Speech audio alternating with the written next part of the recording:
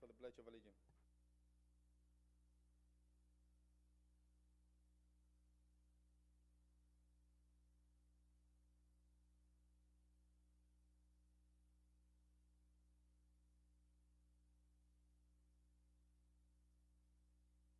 Voting present today, we have to my right, Councilor District C, Gregory del Rosario.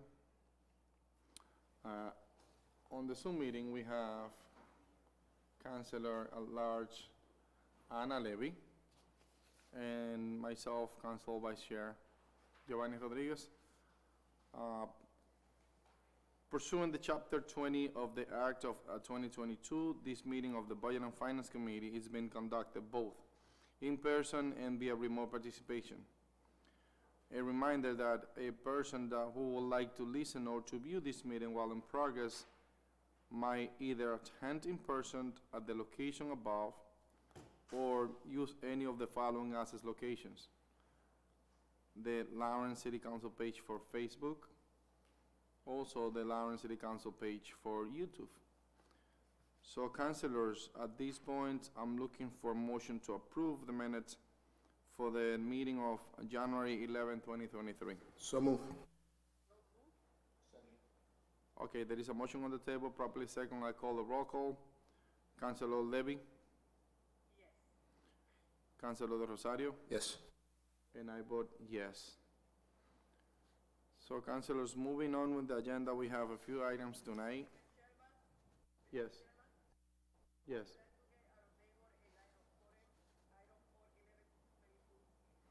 Yes, we got a motion on the table to take item 41122. Can I hear a second? Second. That is properly second. This item 41122 is the transfer of fund of the free cash to a special project, $60 million over 2 years. It was put together by our mayor, Brian A. De Peña. At this point, I call the roll call. Councilor De Rosario? Yes. Councilor Levy? And I vote on the affirmative. So, we have the representation from the mayor's office here present tonight. And at this point, councilors, I would like to expand the opportunity for them to speak on this item, give us a summary of what is the $16 million about. We got a description, well-detailed description on the package. So please name and address for the record, and let's proceed.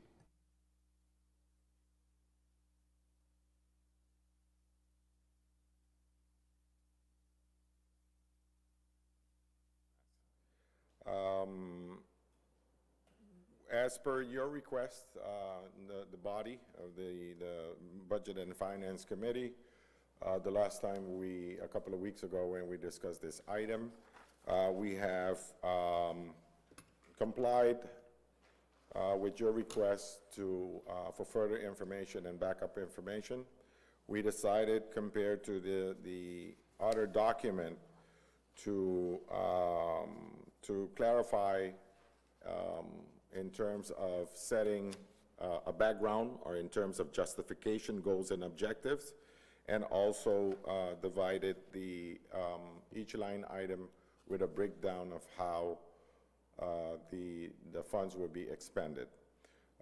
The only difference this time, what we were unable to do, because it's kind of unpredictable, because as you know, and the way we have also explained in the memo, or the mayor has explained, was that the funds, it's difficult to say how much money is going to be used by the city, how much would be used by nonprofit organization, or even quasi-public entities, because there's an application process.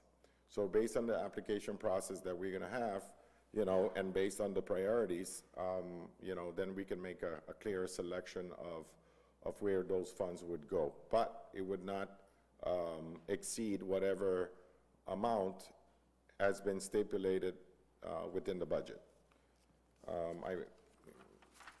And then further, we have also included backup information from both what we've received from the Kennedy School of Government, when they first initially, we met with them. At that time, the city wasn't aware that we were allowed to use the funds, transfer the funds into free cash. So discussions at that time happened with several nonprofit organizations and private entities, and discussions are still taking place. Just for the people that are up there to be able to understand how we get to this point. So can you, now that you mentioned that we have free cash, so can you give a little bit of background as to how we get these funds and how we convert it to free cash? Yes, I can read the memo. Basically, Just a quick. yeah, and the then we continue overview on. was in October, on October 25th, 2022, so last year, the Massachusetts Department of Revenue, Division of Local Services, notified the city of the particular exception of allowing the city of Lawrence, in this case, to transfer its ARPA funding into free cash. The reason that plays an important role is because Lawrence has been one of the cities that has been the hardest hit by COVID. Besides that, we also, our people, our local, our residents being employers of many manufacturing companies, and also kept the economy going. So considering the fact that the city has been in a very complex predicament, the decision was made on behalf of the Massachusetts Department of Revenue to allow the city to, pay for, use the funds, transfer the funds into free cash. So essentially, as a city, we've received from the federal government $57 million in ARPA funds. Correct. And based on the losses that we have from the Columbia gas explosions and other situations that happened for the last 3 years, 4 years in Lawrence, we were able to transfer those losses into free cash with no restriction. And essentially, from there, we are deciding of moving these funds from free cash to a special project, as you Yes, a portion of it, because remember, from 57, this is only $16 million, and that's just a small amount compared to the total amount. And mind you that when this administration came on board, there were approximately $28 million. So some of the funds were used during the previous administration for several other expenses. And we split the funds of the $57 million into 2 years. The first year was about $30 million, and next year will be another portion of us, close to $30 million. Well, from the $16 million, $8 million, we anticipate $8 million to be used, and then the following year, another $8 million. So from the 16 million. However, the remainder of the ARPA funding, as we explained in the memo, would be used to cover gap financing relative to and paying back of loans for both the new police station, Oliver School, as well as the construction of the new Leahy School. Yeah.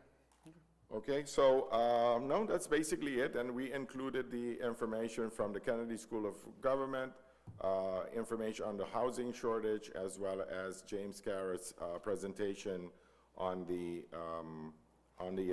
economic prosperity plan for the city of Lawrence.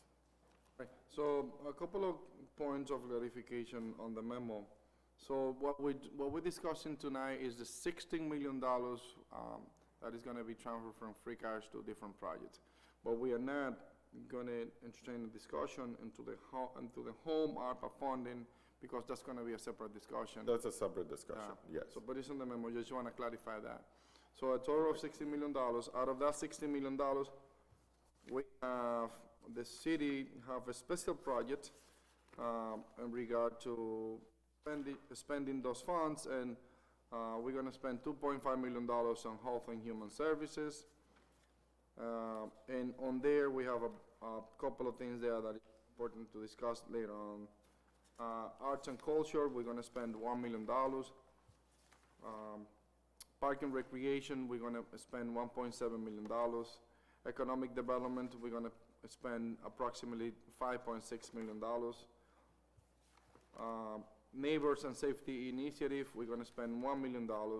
Housing, we're gonna spend $5.6 million approximately.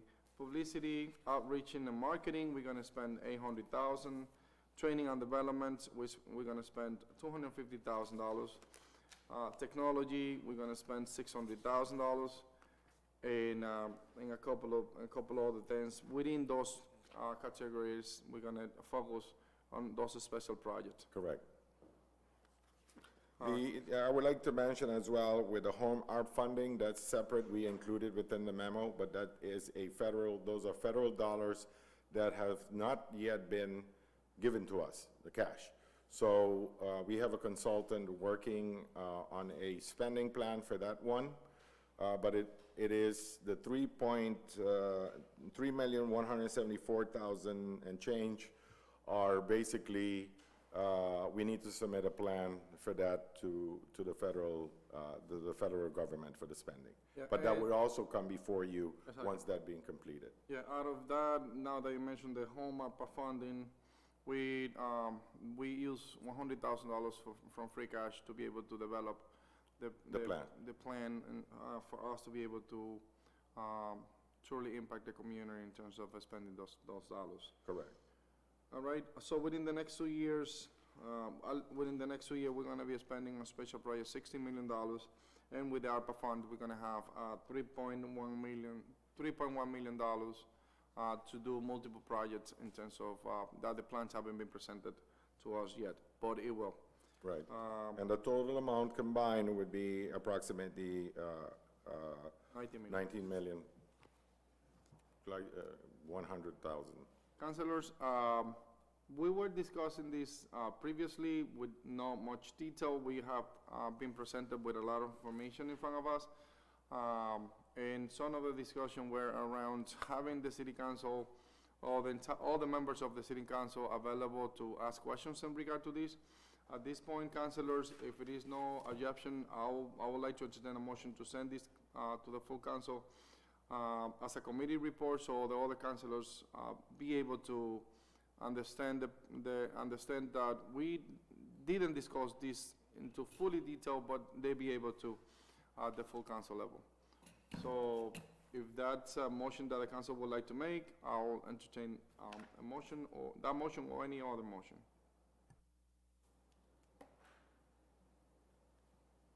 Get a motion. If there is any question in regard to this item.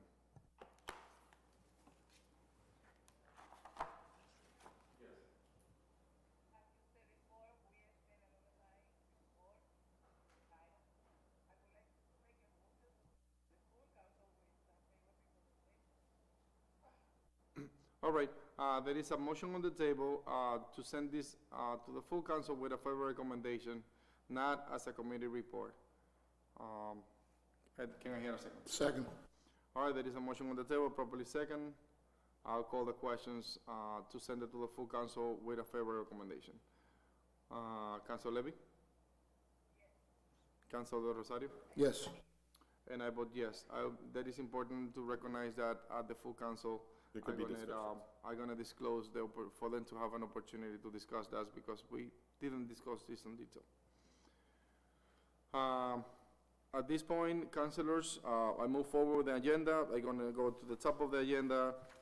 And item 23, which is the authorization to spend grant of $185,978.08. This is for this is a E911 training grant, and it was put together by Sarah Sharper.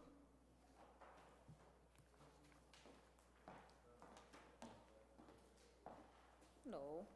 Name and address for the record, please. Sure. Rosa Shepard, Director of Support Services at the Lawrence Police Department, and I'm here to present the 911 grant, which is divided in two separate parts. The first one is the supporting incentive, and the next one is the training. For the support incentive is $405,377, and this one is related to to purchase equipment for the 911 department, and provide salaries from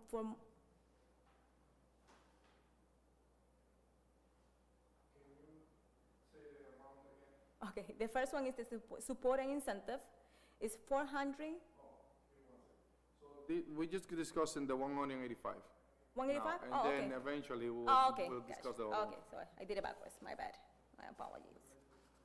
one. Item 2323, the 185 first. Oh, okay, sure. So yeah, I have the first one is which is the training grant.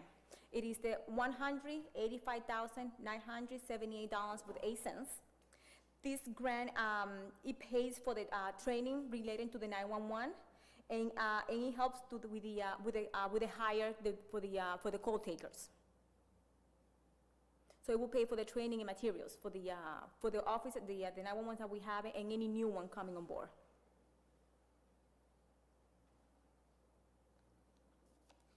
Can you give us some examples of what you guys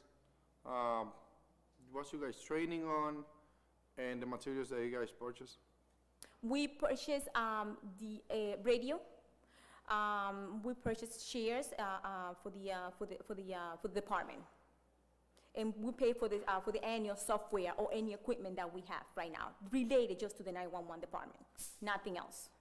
And do you do any training in terms of perhaps how to speak to the people, how to be respectful, how to be understandable, comprehensive, those type of trainings you guys serve, or that's something different? No, anything related to 911, which can be from any stress situation, any emergency, until of course the EMD, the EMD gets to the place. That's not only for the officers, that's also for the people working on 911. Both, because we train officers to learn about any 911 calls on the field. So it's both the call takers to get the calls, and also the officers that are on the field working with any type of emergencies that are related to 911. Councilors, there isn't any questions in regard to this? Huh? Councilor Levy?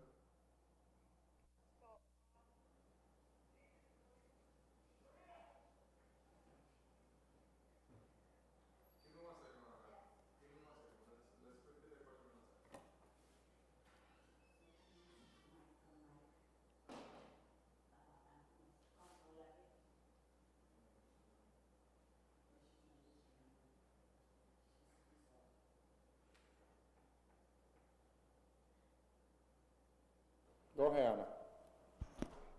Okay, now? Are we okay now? Yes, Hello? Okay. So that is only for training, or that is also to enhance or the equipment? That's for training and materials. That's it? All right, thank you, Councilor Levy. Okay, thank you. All right, I have a little request. So do you mind bringing the description of the training as of training that you guys take, or whoever take those trainings, the description of what are the items that are covered on those trainings for the call takers and also for the officers. So I would like to kind of see, read through.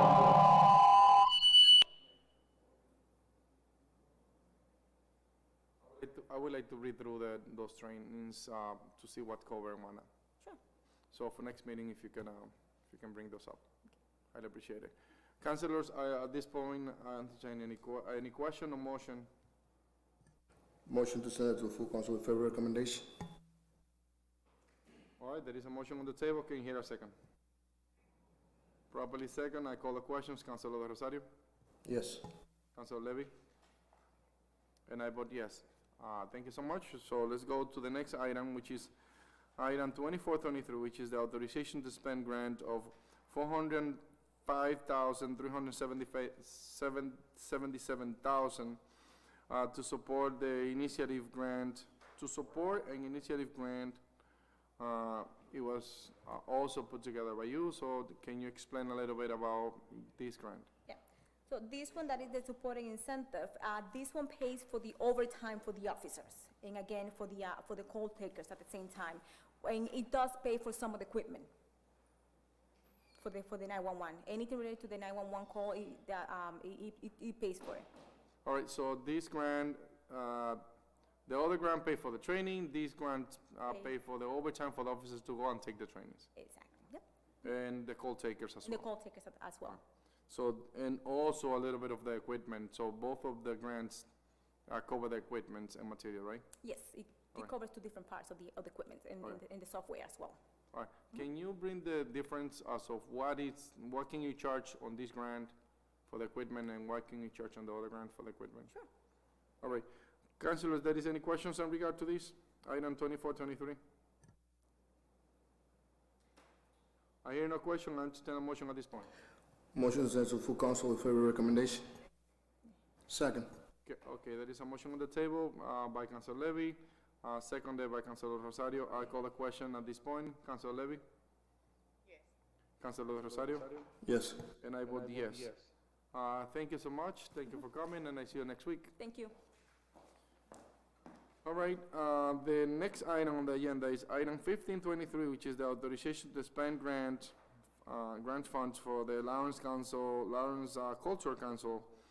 This grant is for $3,000. Julissa Perret, the library director, Julissa Perox, the assistant library director, is here with us. So name and address for the record. How you doing today? How are you? Good evening, City Council members. My name is Julissa Perot. I'm here representing the Lawrence Public Library. Before you, all requesting for the authorization to expend the Lawrence Cultural Council grant funds. The purpose is to provide access to our community for educational arts, cultural institutions, and at little or no cost to them. The library applies each year to the Lawrence Cultural Council for the purchase of museums, zoo, aquarium, and state park passes. This year, we are recipients of $3,000, a little bit more than last year. And this year, my director, Janelle Abreu, who couldn't be here today because she's actually taking her MLIS, and today is one of her classes. She has brought new ideas to our library, so we have embarked in a reservation platform. And making it easier for our community to, if they don't want to come in and book the passes with us personally, they can actually come and do it online. So they now have that option as well. It's an e-pass, and they can use it on their phone. Additionally, we still offer the service, the in-person service. And to give you some stats, some statistics, the library from July to December of 2022 had a little bit over 35,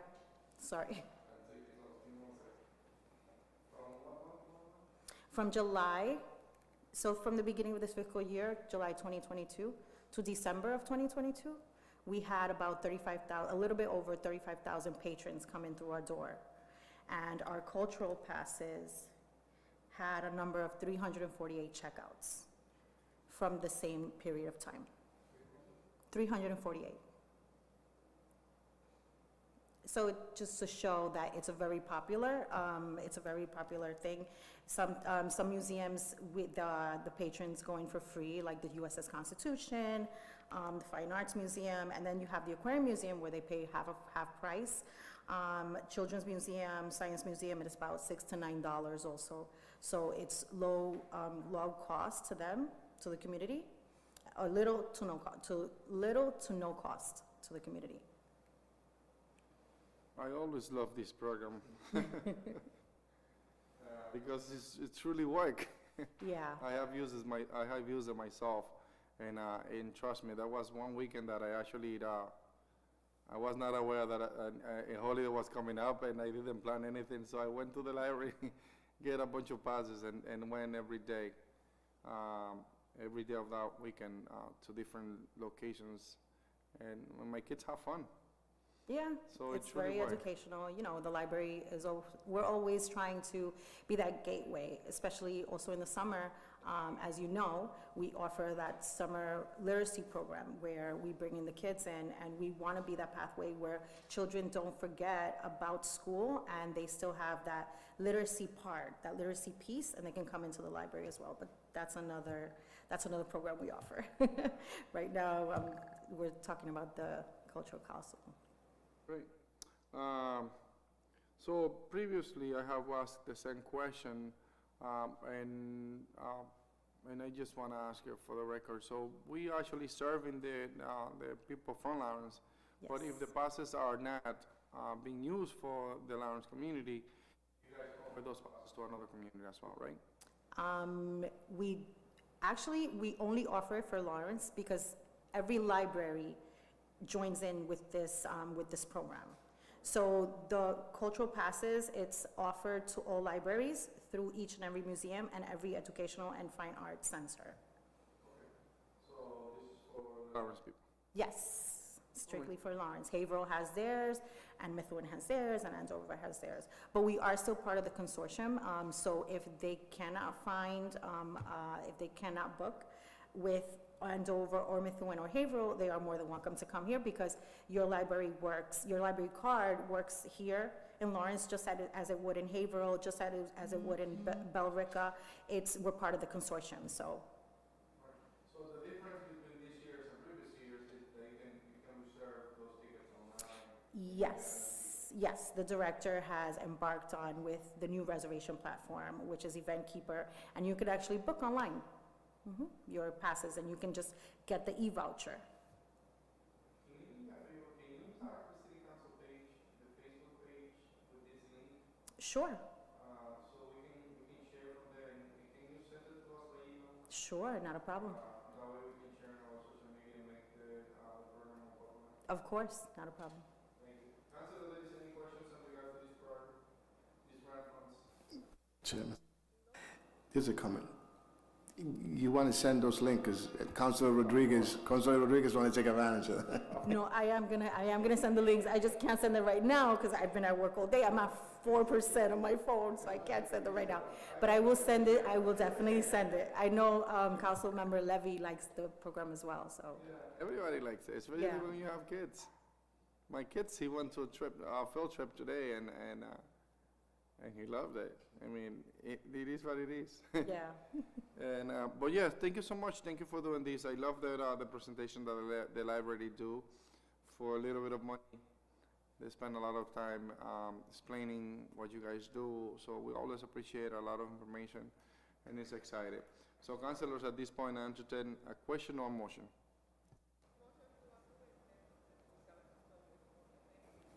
Second. All right, there is a motion on the table, properly second. I call the questions. Councilor Levy? Councilor Rosario? Yes. And I vote yes. Thank you so much, and I see you next week. Thank you. Bye-bye. Councilors, there is any table matters that we want to take out today? All right, I hear none, so can I entertain a motion to adjourn? Second. Ana Levy just put the motion to adjourn. Councilor Rosario seconded, and I call the questions. Councilor Rosario? Yes. Councilor Levy? And I vote on the affirmative. Thank you so much, and I see you next week.